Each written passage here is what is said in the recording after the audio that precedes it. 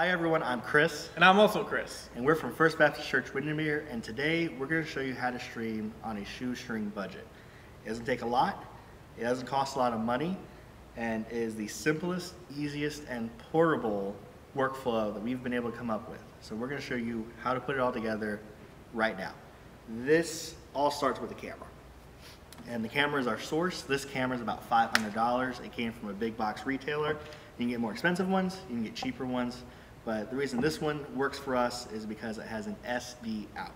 Now, we're going to use SD because through the whole workflow, this will be cheaper for us. The camera's cheaper, the box we need to stream is cheaper, the computer doesn't need as much processing power, and down the line, you don't need as much bandwidth. So it is an HD camera that has an SD out. We use a typical 1/8 inch to RCA cable to get video out. Most cameras have that as a standard for it, even the GoPros do. And that will go into our external video capture device, the Canopus box. They're about $200. You can get them on Amazon. And RCA cables go right into it. Color coded, makes everything easy. And once the box is hooked up, the next step is to run it to the computer. Now it uses a FireWire cable, a 6-pin one.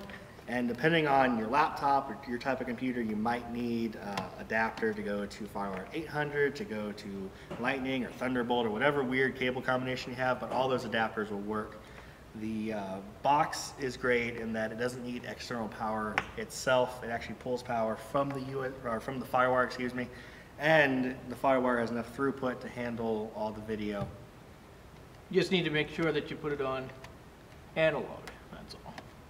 So once it's plugged in the computer, we actually recommend you use Ustream for multiple reasons, but one of them is that if you're just starting, it's free, which is a great way to start. But also, you have their own Ustream producer, so it kind of takes the ease out of having to know specifics of bit rate and frame size and what all that means and how all that works.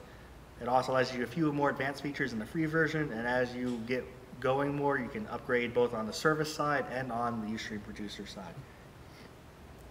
Inside the computer, once you load up Ustream Producer, it will ask you for your login and password from Ustream, so you need to create your account first.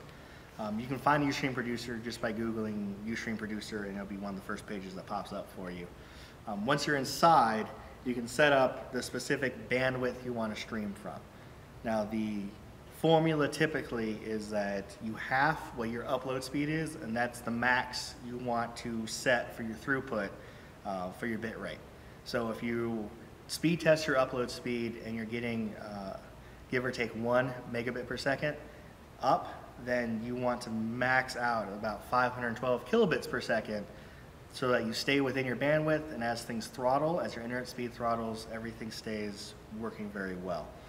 And the big thing is that whenever you do this, whenever you stream, you always want to use a wired connection.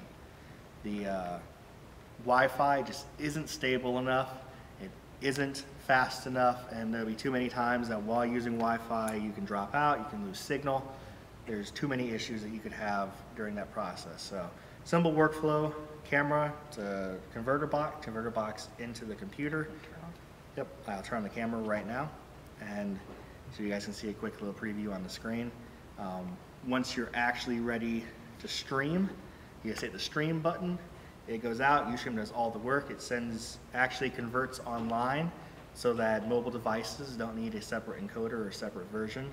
And Ustream records your stream for you online. It's a backup that is recorded at the bit rate which you stream. So if you're streaming at a lower bit rate, that's what it records, but it's always good to have a backup. So that's it. On a low budget, you can put 3 pieces together. It doesn't have to be MacBook Pro.